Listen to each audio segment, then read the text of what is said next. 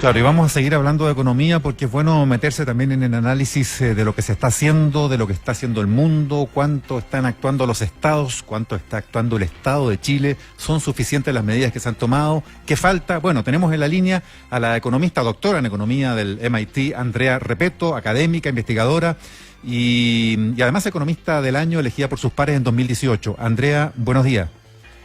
Hola, buenos días, ¿cómo están? ¿Qué tal? Andrea, usted ha dicho que si el Estado no gasta hoy, entonces ¿cuándo? Y desde su punto de vista, y ahí quiero por favor que usted nos explique por qué, usted señala que el Estado debió haber primero metidose la mano al bolsillo, si bien la entendí, y luego haber echado mano a este famoso seguro de cesantía como primera medida, ¿no?, para paliar la crisis. Bueno, a ver, hoy día tenemos una crisis que es bien peculiar. Como decía María Marcela en la nota que tenían ustedes previa, esto no es un problema de estimular la economía, sino que hoy día tenemos que detenerla. Tenemos que conseguir que las personas se puedan quedar en su casa tranquilas, sabiendo que a la vuelta de todo esto su empleo va a estar ahí todavía, que van a poder haber pagado todas sus cuentas durante este tiempo en que no podamos salir a trabajar. Y esto entonces, esta es una crisis muy grande, con harta incertidumbre sobre cuánto tiempo va a durar, no sabemos cuándo va a llegar la vacuna que requerimos y que va a ser en el fondo la solución a este problema, y por lo tanto tenemos que mantener todo esto un poquitito así como en hibernación o en congelamiento, como dicen algunos por ahí. Y el punto del gasto fiscal es que tenemos una regla fiscal que, si bien es cierto que ha sido difícil cumplirla después del boom del precio del cobre de mediados de los años 2000, es una regla que lo que intenta hacer es mantener la capacidad de gasto permanente del Estado, y que cuando hay harto recurso, el precio del cobre está alto, se ahorra, y cuando no tenemos recursos suficientes, entonces se gasta. O sea, que hay que gastar cuando hay crisis. Estamos en una crisis. O sea, justamente tenemos una regla fiscal que está diseñada para que gastemos en circunstancias como esta.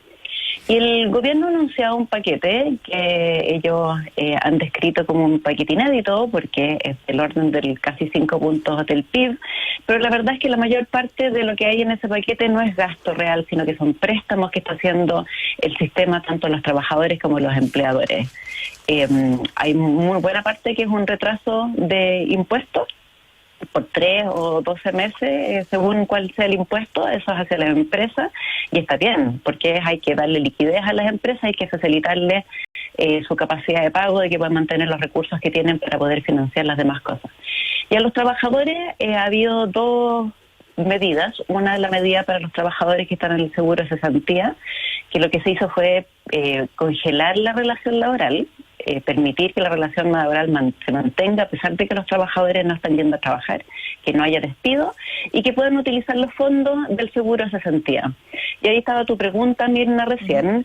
Lo que el Estado propuso es que mantuviéramos las reglas del seguro de cesantía, que significa que las personas primero utilizan su cuenta individual. Si los fondos no le alcanzan para los beneficios, se recurre a lo que se llama el fondo solidario, y luego lo que está en esta ley, que ya se aprobó, es que entrarían hasta 2.000 millones de dólares adicionales desde los fondos fiscales. Y mi crítica, y yo creo que ya no tiene mucho sentido en realidad seguir en esto, porque como te dije recién, esto ya es una ley, es que los trabajadores van a utilizar sus propios recursos para financiar sus salarios. Claro. Porque son fondos que son propios, que estaban acumulados, y la idea hoy día, como decía recién, es dar seguridad de que vas a poder pagar tus cuentas, de que te vas a poder quedar en tu casa y que vas a poder volver a tu trabajo cuando todo esto se pase. El problema es que vas a usar tus propios recursos que están guardados para la cesantía. ¿Qué pasa si después la economía no vuelve a crecer tan rápido como espera el Banco Central y nos demoremos un poquito más y pierdes tu empleo? ¿Con qué te vas a financiar? Esa es la pregunta que uno se hace, y la descripción que hizo el gobierno para explicar esto a mí me parece que es una explicación que no es válida para este caso. Ellos dicen, mire, los trabajadores de más recursos son los que tienen la plata en cuenta individual, y los trabajadores de menos recursos son los que en realidad no tienen tanta plata en la cuenta individual, y para terminar pasando por el fondo solidario. Y aquí el punto es que los trabajadores de más recursos, el ejemplo que usan ellos, una persona que gana 1 millón de pesos, y la persona de menos recursos, la que gana 500.000 pesos, es el resto del ejemplo, tienen el mismo problema. que tengan un poquito más de plata o menos de plata, los dos tienen que mantener su estándar de vida, tienen que pagar sus cuentas, tienen que comer, tienen que pagar la luz, el agua, el gas, las deudas, si es que llegan a tener deudas. Entonces esto no es un problema de redistribución, esto es un problema de seguridad social.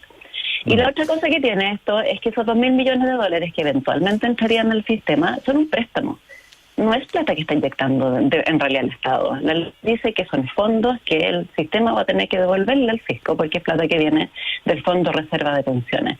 Entonces, en realidad, hasta ahora, si uno calcula cuántos de verdad está gastando adicional el Estado, está gastando el 2% constitucional, esos son unos 4.400 millones de dólares en salud, los 170 millones de dólares en bonos para las personas que no están en el seguro de cesantía, son 50.000 pesos por carga, y el que no vayan a cobrar timbre y estampillas, y eso son como 420 millones de dólares. En suma, esto no es un punto del PIB. El Estado hoy día no está gastando un punto del PIB a pesar de que nos anunciaron un paquete de 4,7 puntos del PIB. Hay espacio para gastar más. Espacio para gastar más porque estamos en una crisis y porque hemos sido responsables en el pasado. Hay fondos acumulados en los fondos de estabilización. Hoy día el Estado puede endeudarse una tasa baja, UF más 1% aproximadamente, eso va a durar un rato más. Hay espacio para hacer esto y no lo hemos estado usando. Andrea, sí, y el exministro Rodrigo Valdés también decía el otro día que a lo más se está gastando 1,5 puntos del PIB. Bueno, entiendo que tú has trabajado también en varios análisis de esta coyuntura con él y con el ex ministro y ex presidente del Banco Central, José de Gregorio. Ahora, viendo lo que han hecho otros países, en algunos países uno ve titulares que dicen el Estado va a gastar el 22% del PIB, o el 12% o el 15%. ¿Hasta qué margen podría el Estado gastar y en qué cosas entonces, ya que hasta ahora lo está haciendo más bien a través de soltar alguna plata, pero más bien por la vía de préstamos al sistema? ¿En qué podría? Porque en otros países se inyecta plata a las familias, Estados Unidos, Canadá, es como que el Estado se pone a pagar sueldo o un suple a los hogares. ¿Algo así es concebible en Chile? Lo que están los otros estados están gastando unas fracciones de PIB que son muy grandes, que también son una mezcla de gasto real con préstamos en todos estos casos, pero el orden de magnitud nuestro está rezagado en esos términos. No somos un país rico, teníamos un gasto fiscal que venía creciendo, pero como decía hace un rato atrás, nos hemos portado razonablemente bien como para poder enfrentar estas circunstancias de manera más agresiva y más rápida. Yo creo que eventualmente van a tener que gastar más y creo que es mejor hacerlo ahora que esperar un poquitito.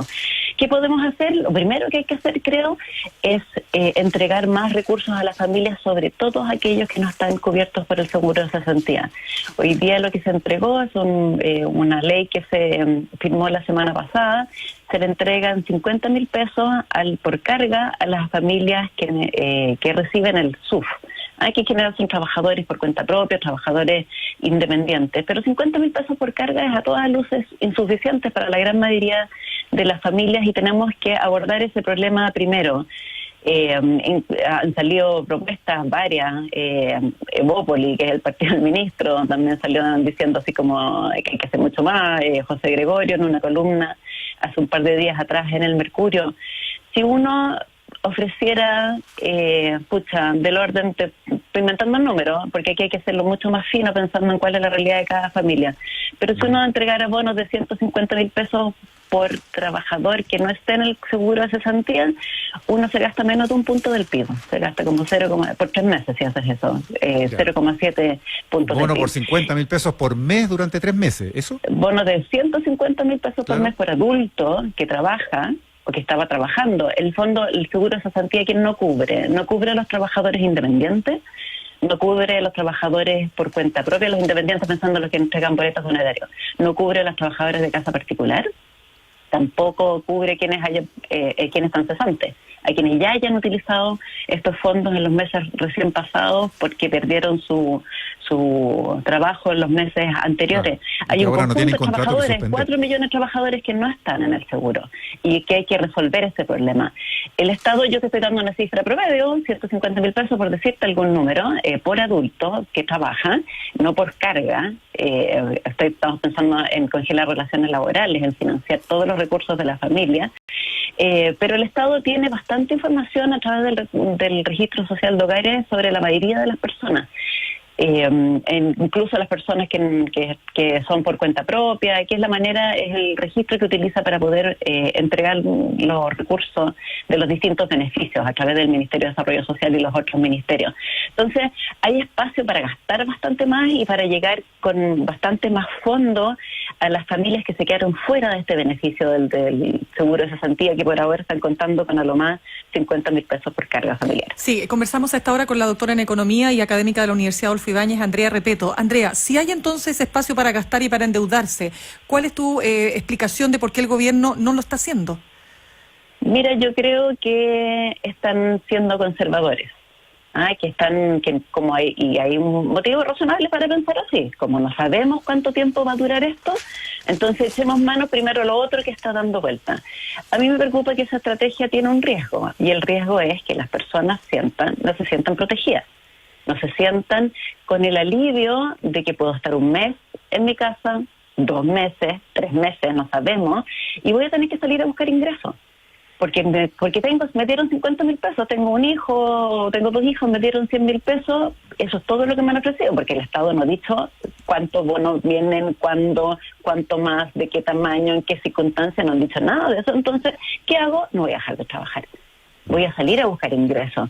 Y si salgo a buscar ingresos, entonces me puedo contagiar, o puedo contagiar a otros, y no vamos a detener la pandemia, no vamos a detener los contagios dentro del país, y el objeto es ese. El poder, como decía hace un rato, congelar todo esto, en que nos podamos quedar tranquilos, porque si no estoy tranquilo voy a salir a buscar ingresos. Y ese va a ser el mayor problema, porque lo único que hace es extender en el tiempo este problema y nos va a costar más detenerlo. Entonces, ser demasiado conservadores desde el principio es arriesgado. Es arriesgado en términos de que vamos a profundizar esto y vamos a alargarlo en el tiempo. Vamos a demorarnos más en contener todos estos contagios. Andrea, a propósito de conservadurismos y ortodoxias también, hay un gran debate respecto de cuánto el Estado tendría que ayudar a las empresas. Y ahí algunos hacen la diferencia entre micro, pymes, grandes, medianas y grandes empresas, y otros que hablan que hay que ayudar a todas, y se ponen también ejemplos de otros países. ¿Cuál es tu parecer sobre eso? ¿Qué significa ayudar a empresas? ¿Solo facilitarles la liquidez, o en una de esas salvarlas de la quiebra, proteger el empleo que dan, o hasta nacionalizar, en ese abanico de posibilidades? Yo creo que hoy día debiéramos estar disponibles a conversar, y también, igual que lo mismo que les decía recién respecto de las platas, rápido, sobre distintas alternativas. Las empresas pequeñas tienen mucha dificultad para estar sin recursos, no tienen la liquidez, dependen de todos los ingresos y las ventas que obtengan mes a mes, y con eso pueden pagar. Si tienen que congelar las relaciones laborales, eso va a ser un alivio, en el sentido de que van a tener que pagar solamente las cotizaciones previsionales de sus trabajadores y no el salario completo, porque los trabajadores estarían recibiendo los fondos del seguro de cesantía, pero tienen que pagar muchas otras cuentas, tienen deudas, etcétera. El poder retrasar los pagos de impuestos es un alivio a su liquidez, pero aquí va a haber que hacer más. Vamos a la CMBF, la Comisión de Mercado Financiero, va a tener que empujar a los bancos a que las empresas puedan retrasar efectivamente su deuda. La idea no es que reciban estos fondos del Estado los trabajadores, los dueños de las empresas, para las familias, para que tengan que pagar las deudas. La idea es que puedan pagar la vía diaria y retrasemos las deudas en condiciones que sean razonables, a la misma tasa de interés, a que se traspase hacia el final y no tengan que hacer trámites adicionales de manera bastante mayor. Otro problema que va a haber es que hay empresas, es más fácil hacer esto con empresas que ya tienen crédito. Tú le atrasas el crédito, ya conoces al cliente. ¿Qué pasa a todas esas empresas que no habían pedido crédito y que ahora sí lo necesitan? Vas a tener que crear fondos de garantía, porque los bancos no le van a querer prestar. Las soluciones de mercado en circunstancias como estas no funcionan. No los conocen, no saben cuán riesgosos son, cuáles son sus circunstancias. Entonces aquí el Estado va a tener que empezar a generar garantía, a avalar estos créditos de pequeñas empresas que van a estar en dificultades dificultades para poder volver a funcionar, porque son empresas que son rentables y solventes en circunstancias normales, pero por un problema de liquidez, porque no pudieron vender durante 2 o 3 meses, no van a poder pagar sus cuentas y van a tener que cerrar. Andrea, se nos acabó el tiempo, disculpa, pero solamente una pregunta para cerrar. Este panorama que ve el Banco Central, ¿no?, de una mayor contracción, o de la mayor contracción, por supuesto, en casi 4 décadas, pero con un fuerte repunte en el último trimestre de 2020 y todo 2021. ¿Tú estás en esa misma idea o eres más pesimista? Hay mucha incertidumbre, la verdad es que no sabemos, pero depende, poder hacerlo bien y poder hacerlo rápido, depende que hagamos todas estas medidas entre medio, de que estemos seguros de que podamos retomar rápidamente la producción cuando podamos salir a trabajar, que las empresas estén ahí, que las cuentas estén pagadas, que los puestos laborales estén en ese lugar. Si podemos volver a funcionar rápidamente porque hubo liquidez entre medio, entonces sí, puede ser, pero va a depender de cuán bien lo hagamos en este periodo. Bien, pues Andrea Repetto, muchas gracias por conversar con ADN.